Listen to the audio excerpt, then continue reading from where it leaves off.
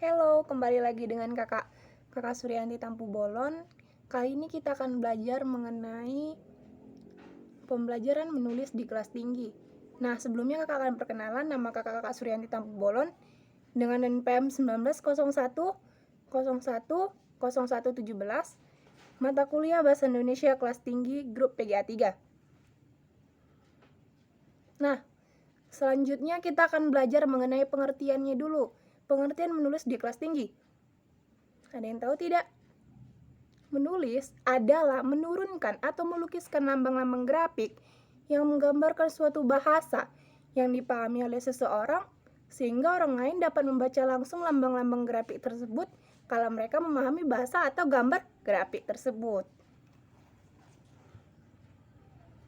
Nah, selain itu ada juga tujuan dan fungsinya. Yang pertama, tujuan penugasan. Yang kedua, tujuan alkutrustik. Yang ketiga, persuasif. Yang keempat, informasional. Yang kelima, pernyataan diri. Yang keenam, kreativitas menulis. Dan yang ketujuh, pemecahan masalah. Selain tujuan, ada juga fungsinya. Fungsi menulis yaitu sebagai alat komunikasi yang tidak langsung.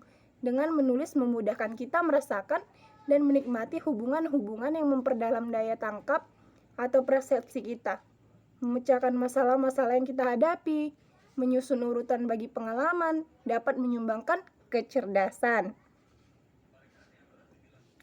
Nah, selain itu ada juga jenis-jenis menulis di dalam kelas tinggi.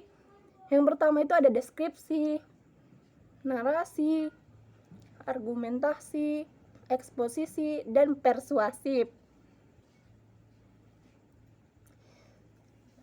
Selain itu, ada juga metode pembelajaran menulis di kelas tinggi. Terbagi menjadi 6 bagian. Yang pertama, metode langsung, metode komunikatif, metode interrogatif, metode tematik, metode konstruktivistik, dan yang terakhir yaitu metode konstekstual. Nah, selain itu ada juga pendekatan pembelajaran menulis di kelas tinggi. Pendekatan pembelajaran menulis merupakan sudut pandang kita terhadap suatu proses pembelajaran di mana dalam proses pembelajaran menulis menggambarkan suatu bahasa sehingga pesan yang disampaikan penulis dapat dipahami oleh pembaca. Nah, selain itu ada juga strategi pembelajaran menulis di kelas tinggi.